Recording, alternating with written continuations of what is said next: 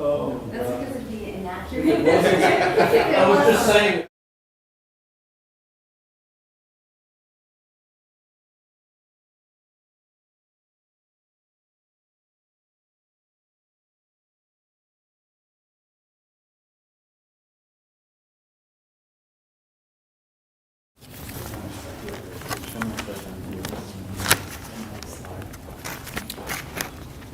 Good afternoon, everyone, and thank you for being here. Since my first day in office, I've been talking about the demographic challenges we face and the impact on our workforce. Unfortunately, this issue didn't get the attention it deserved, and I didn't get the help I needed pre-pandemic. But since the pandemic, most legislators now seem to agree this needs to be a primary focus. Almost every proposal I made to the legislature last session had workforce in mind, because it's all connected. To attract more workers, you need more housing. To build more housing, you need water, sewer, and stormwater infrastructure. To give families a reason to stay or move to Vermont, you need broadband, childcare, and thriving communities. And to lower our costs and protect the environment, we need to weatherize our homes and businesses with more insulation, better windows, and more efficient heating and cooling systems. But to get all this work done and fill the jobs we have, we simply need more people. Right now, there are over 20,000 jobs available in the state, with a little over 1,500 people on unemployment. So today, we're here to talk about these great careers. We're joined by the Department of Labor and the McClure Foundation, who partnered to create a list of Vermont's most promising jobs, which includes more than 50 lucrative careers, paying good wages available over the next decade. Again, we have the jobs right now we need to fill. So it's important we make sure our kids know all the options available to them and have access to the training or education needed to help them accomplish it. We also need to continue our work to make Vermont more affordable, so that people looking to come here to take these good jobs aren't discouraged from doing so because of the cost of living. That's what my team is so focused on, and we're grateful to our partners like McClure, who are working hard to do their part, helping people put the jobs on the right path, or the students and kids on the right path. Because if you want to be an electrician, a plumber, carpenter, auto technician, equipment operator, or a welder, there's a high-paying job waiting for you right now. If you want to be a nurse, physician's assistant, or a dental assistant, or a dental hygienist, there's a good job here for you.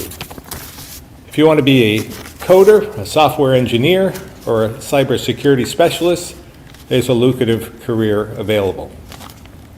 Commissioner Harrington and Carolyn Weir, the Executive Director of the McClure Foundation, will go into more details about their opportunities and all the opportunities we have available. And I want to thank them for their work to help get Vermonters employed in the careers that are right for them. So with that, I'll turn it over to Commissioner Harrington.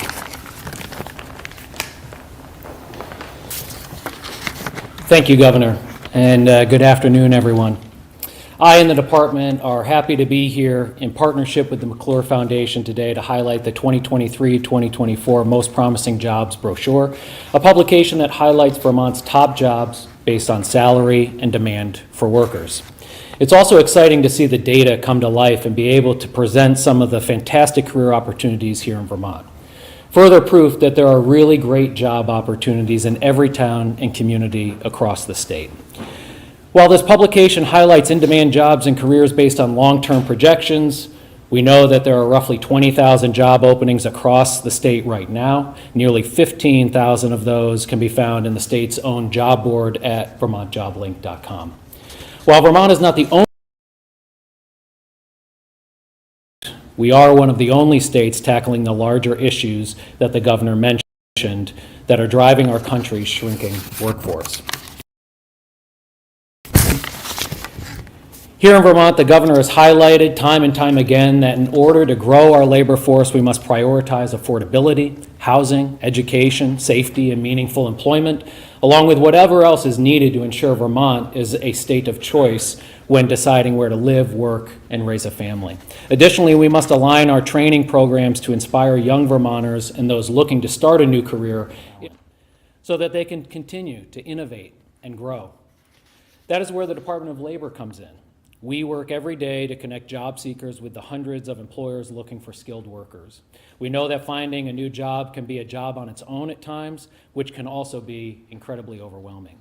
So whether you need help writing a resume, want to enroll in a training program to earn a credential, become an apprentice, or just need some support connecting with employers, our team is ready to help in that journey. Our field staff can match you with a position that fits your interests, abilities, experience, or other needs, like scheduling childcare or finding reliable transportation. And what better place to start than with the Vermont's Most Promising Jobs brochure? But this brochure is not just a brochure. It is a roadmap to Vermont's future. Highlighted in this publication are Vermont's most in-demand occupations, both now and over the coming years. It includes registered nurses, fitness trainers, substance use and mental health brochure. But this brochure is not just a brochure. It is a roadmap to Vermont's future. Highlighted in this publication are Vermont's most in-demand occupations, both now and over the coming years. It includes registered nurses, fitness trainers, substance use and mental health counselors, truck drivers, telecom installers, graphic designers, and paralegals, just to name a few. Not only are these in-demand jobs, but they are also offer competitive salaries and room for growth and advancement. Additionally, many of these employers already have quality training programs available to hires to ensure they not only have the technical skills, but also understand the business process and culture of that specific employer. With workforce expansion being the governor's top priority, we continue our effort to promote the promising career opportunities that exist in Vermont and link Vermont employers with talent. Over the coming weeks, the Department of Labor, in collaboration with our local partners, will be holding in-person job fairs and hiring events in Enosburg, St. Albans, Berlin, and Colchester, as well as an inaugural New England Regional Job Fair, which is a virtual event held in collaboration with other New England states. So, if you're an employer looking for talent and you're not registered for one of these events, you should do so today by visiting labor.vermont.gov/jobs. Today's event and this publication highlight how the state, through strategic partnerships, can enhance the type of quality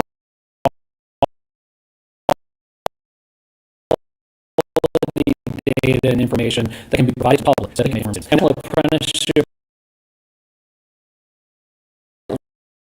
In short, that's our mission. As an affiliate of the Vermont Community Foundation, we help close opportunity gaps here in Vermont by building connections to careers and by investing in education and training systems in ways that drive equity and resilience for individuals, for families, and for communities.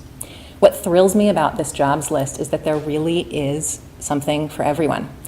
These jobs give families what they need, a sufficient, reliable paycheck, meaningful work, connection to community, but it also gives Vermont what Vermont needs. Take the 4 promising jobs associated with the greatest number of projected openings over the next 10 years.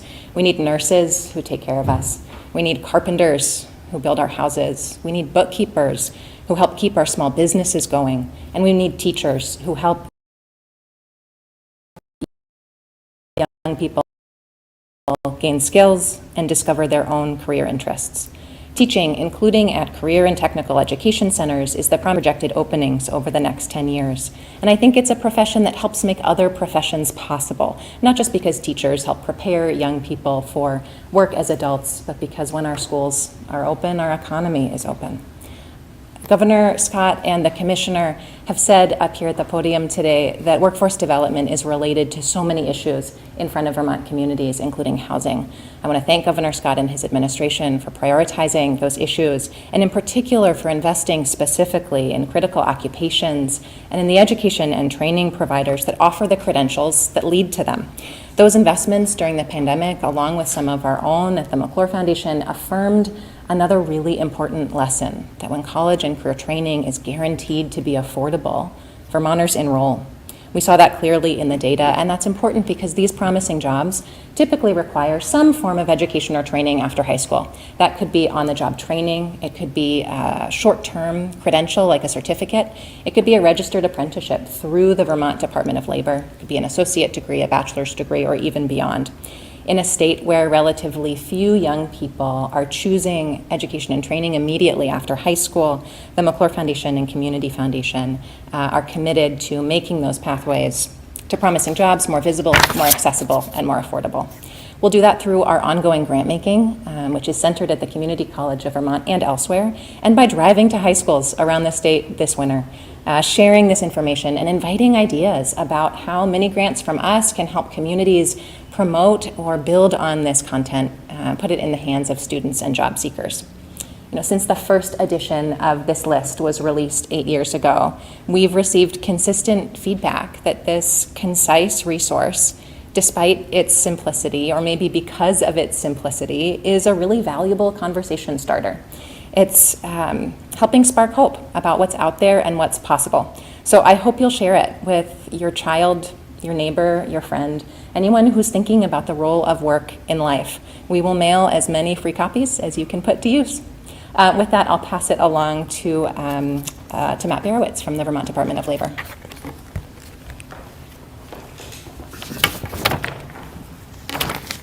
Thank you, Governor. Thank you, Commissioner.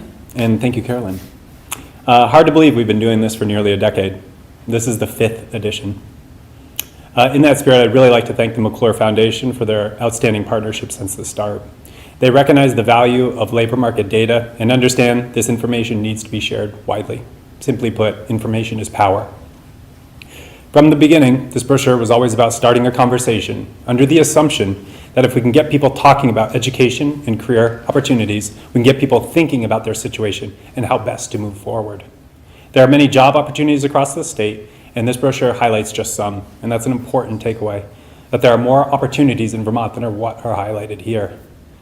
In partnership with the U.S. Bureau of Labor Statistics and the Employment and Training Administration, the Economic and Labor Market Information Division within the Vermont Department of Labor produces wage data for Vermont on over 600 occupations. We produce occupational projections on over 500 occupations in the state of Vermont, and numerous other data series, including employment by industry and workplace injury-related statistics, just to name a few. But that's not why we're here today. We're here to focus on this brochure, and this brochure captures an all-star team of job opportunities in Vermont. To be included, this occupation has to pay at or above the statewide median wage and be projected to have at least 500 openings over the next decade. The result? A diverse list of jobs. To borrow Carolyn's expression, there's truly something in here for everyone.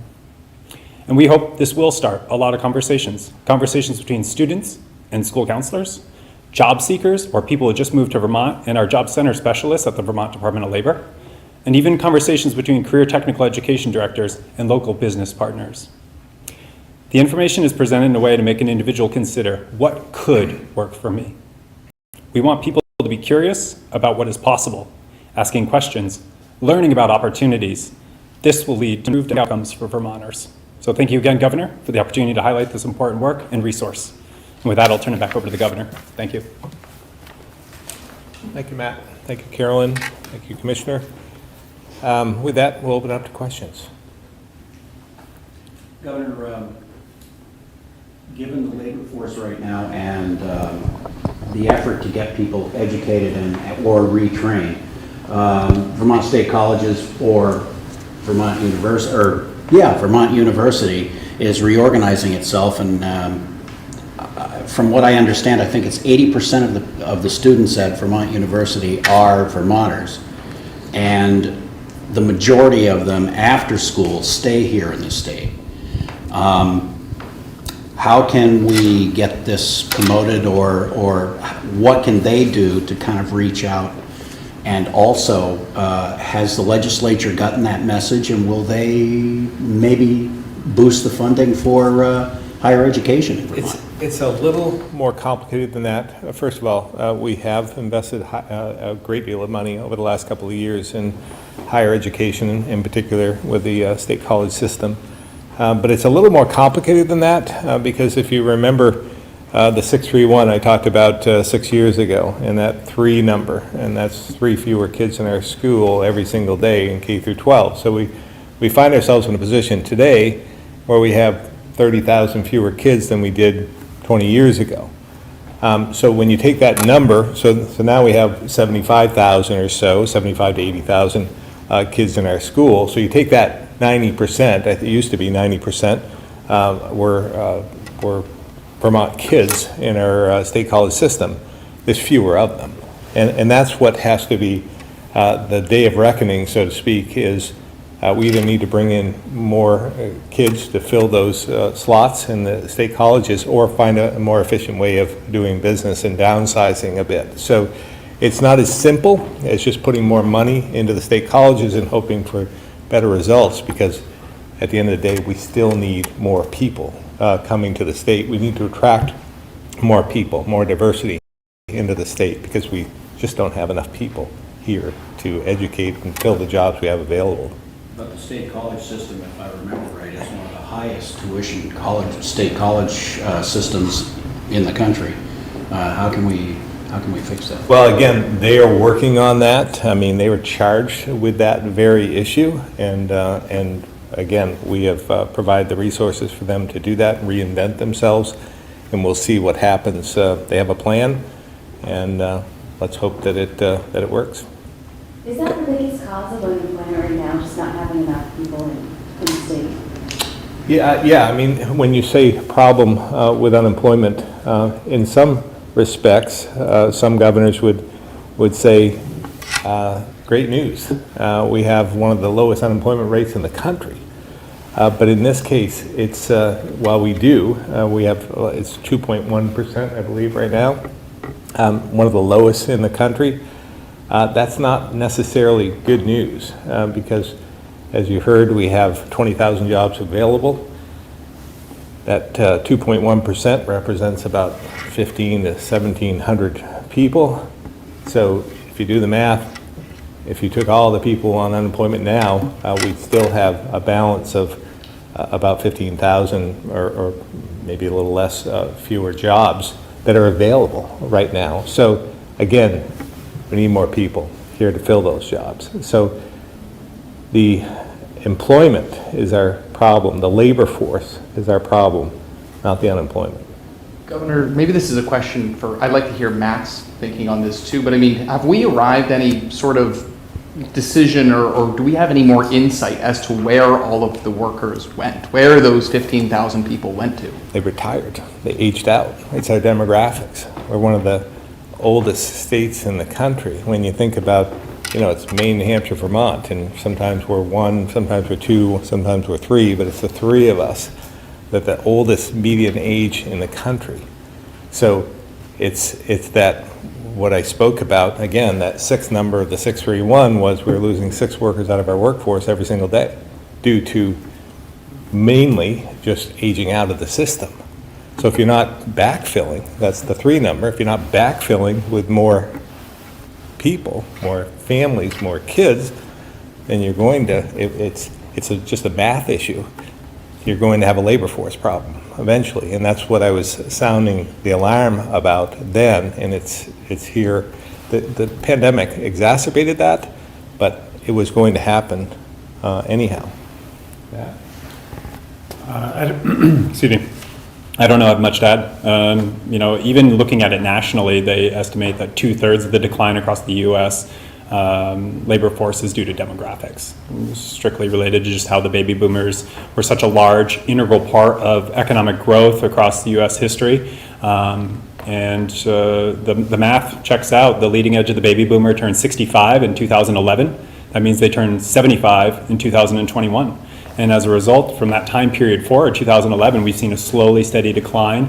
COVID caused a lot of confusion about what was going on in our labor force, and ultimately, we think accelerated some retirement decisions or people taking a pause in the labor force. But as other states and greater research have come back and more data sets have become available, it's just a lot of those narratives of the temporary disruptions associated with COVID have fallen back, and it's now demographics, it's now retirements, it's now where's the future of the U.S. labor force coming from. And as the governor said, Vermont has been kind of leading the edge with that, with a higher than U.S. median age. I guess, go ahead. How has this list changed over the past 5 years that There is a lot of consistency. There's a lot of continuity. There's a lot of continuity, there'll be some additions, some subtractions, but a lot of times what we're talking about is core messaging on integral parts of the Vermont economy. And we think that that provides us comfort in some ways, because we want a consistent message getting out there. These are important occupations. These are the pathways to obtaining them. And we want that message to resonate beyond just the publication cycle of this particular brochure. So a lot of the messaging is very consistent. We've made some tweaks in presentation, but the list itself, it grows plus or minus depending on the criteria. We've had as many as 60 that we've highlighted to as few as like 50 or so. But there's always some ones we're always excited to see added, and some we're surprised to see or unfortunate didn't make it. So, that's just the nature of the numbers game. We're just trying to highlight opportunities. On getting that message out, this is probably for labor, but are you reaching out to, say, the Department of Education or to middle schools and high schools and getting this publication and sort of being proactive to, hey kids, take a look at this. You may want to start thinking about this in 6th, 7th, 8th grade and pursue it when you get to high school and beyond, so that they're not just in that, per se, college prep thought process, if you will. Yeah, 100%. We want to make sure people are aware of the opportunities in the state that require a high school education or some career technical education. It is not just a pathway forward for everyone to get a 4-year degree. And I think a lot of people up here could speak more clearly about that, but I can say over the last 8 years, I've gone into numerous schools. I've done everything from small presentations to 8th graders, one class, to parent-teacher nights, where the auditorium is filled not only with students but teachers. And a lot of that, again, thanks to the McClure Foundation for setting the groundwork and doing a lot of outreach and making sure those connections are made and that this information is not just sitting idle.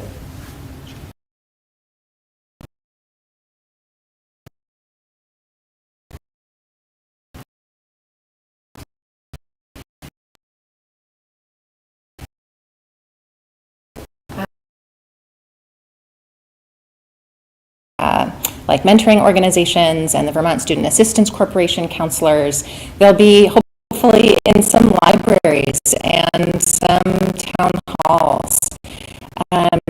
We are connecting with not only students and job seekers themselves, but with those who work with them, their coaches, their trusted adults, their navigators, their wayfinders. I think young people are thinking very deeply right now about the roles they want work to play in their adult life, and I hope that this information helps expand the sense of what's possible. I think a lot of young people want to contribute productively to their community through work and want to be connected to their community through work. Maybe some folks don't think about bookkeepers and electricians as often paths to self-employment or entrepreneurship, or don't think about the fact that graphic designers and accountants can work and... For that to come online, how do you phrase the question? Like that trajectory of the housing coming online along with this 10-year, the need of what we're going to be needing in 10 years. How do those two timelines intersect? And maybe I'm not asking the question. Yeah, well, no, I get your point, because, you know, what comes first, the chicken or the house, right? So, we, thankfully, a number of years ago, when I first came into office, we took out that $37 million housing bond, and as you remember, it was a pretty big deal then, $37 million. Now, it doesn't sound like as much, but that leveraged another $200 million in private assets. So we've been able to put that into place, and it's not instantaneous, as we found. So we put about 2,000 units into use at this point due to that $37 million housing bond initially and the $200 million of additional assets. So we're still seeing the positive effects of that as we speak. This other money, the $250 million that we're putting into housing as well, is going to benefit us as time goes on. Is it enough? Probably not. But we can't forget that it's not all government money either.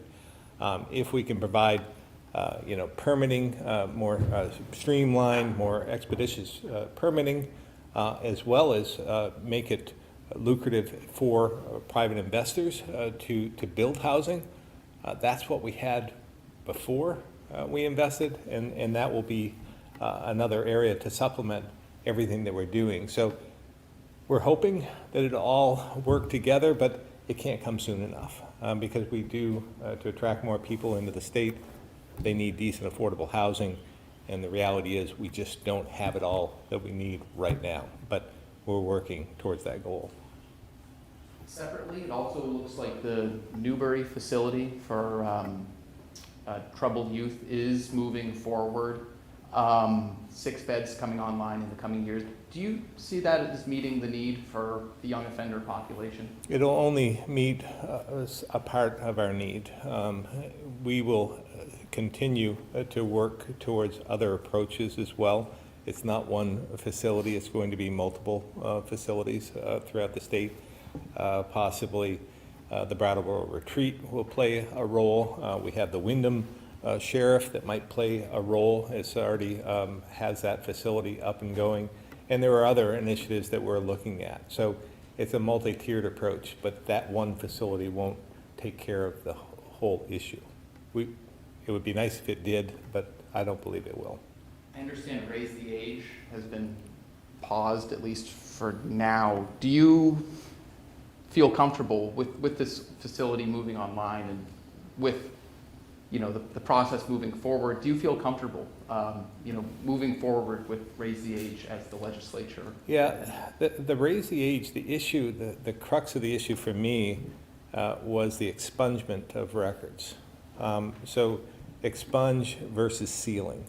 And expunge means it goes away forever. So you might have a convicted felon who was involved in drug trafficking and so forth will have their record expunged under what they wanted. I believe, and we've talked about keeping the guns out of the hands of felons and so forth, people we don't want to have guns. This would allow them, for instance, to buy a gun if their record was expunged. I believe the record should be sealed so that we could go back and take a look if we have to. So we can continue to have those conversations. Governor, now that we're almost a full month into legalized marijuana, any repercussions back to your office at all as far as how things are going? Nothing at this point. It seems like the Cannabis Board has done their due diligence. It's probably not happening as quickly as some had hoped.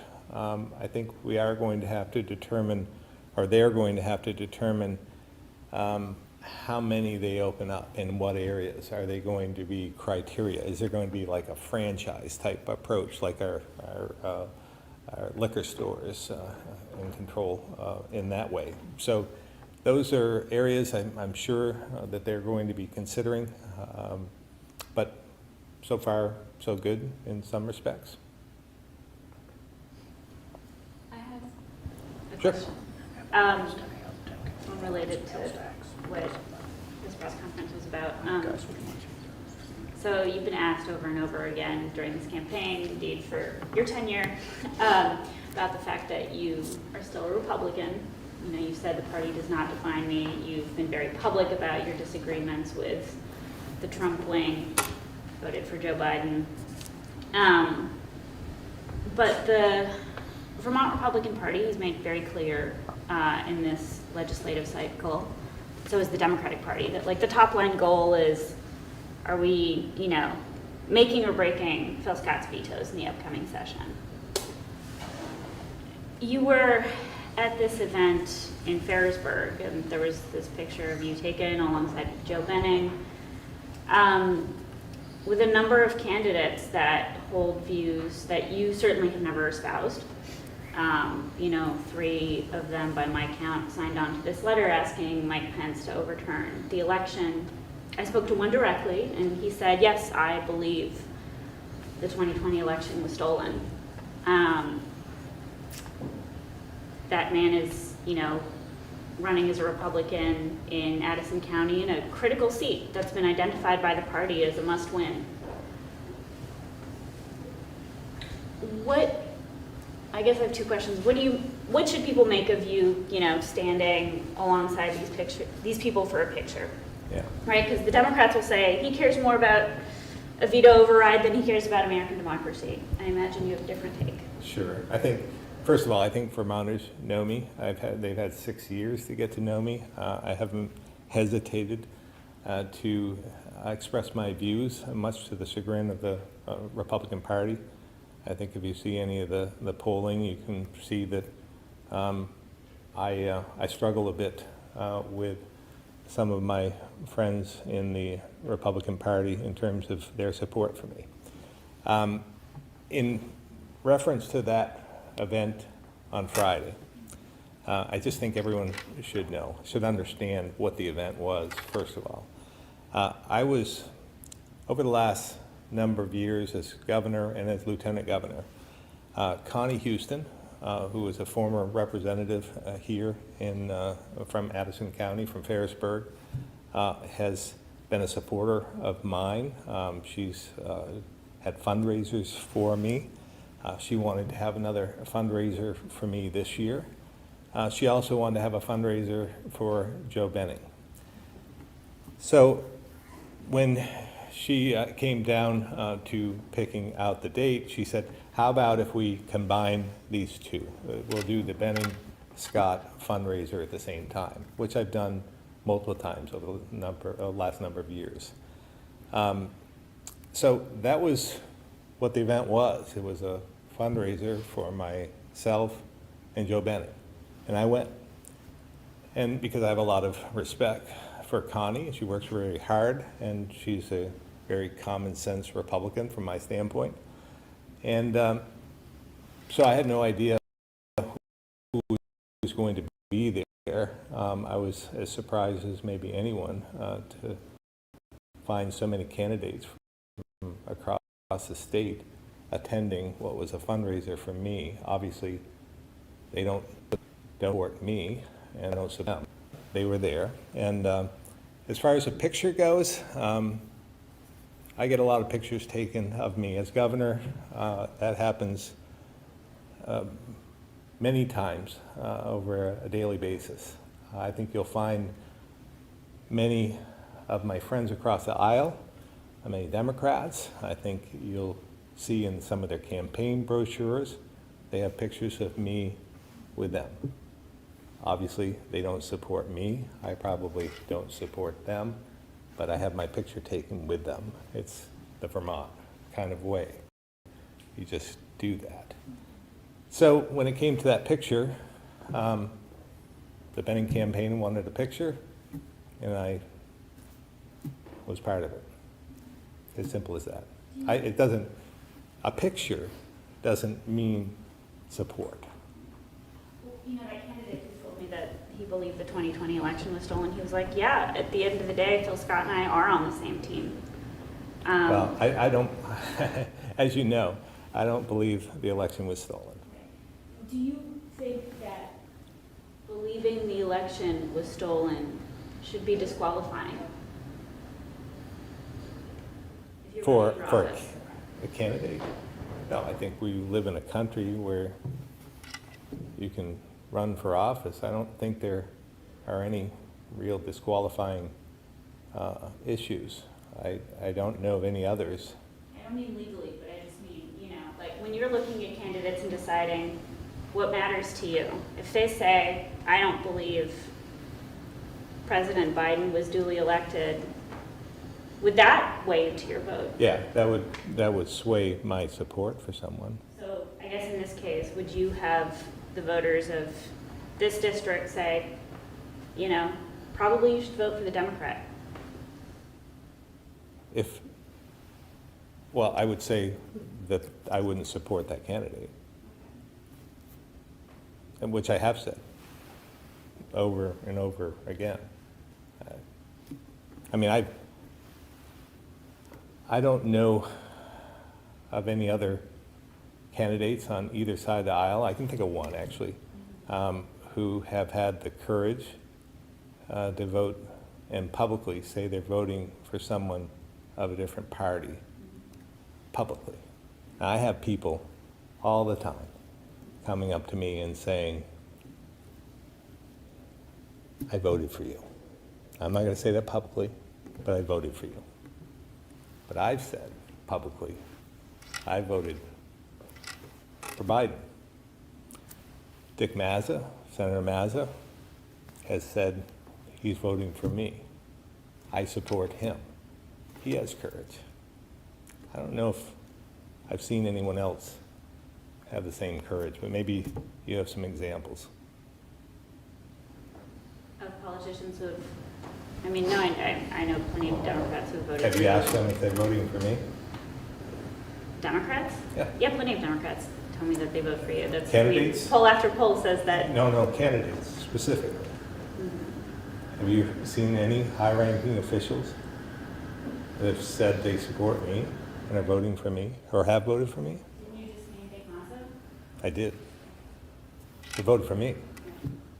Yeah. No, I was asking you. The question is about election deniers, right? Okay.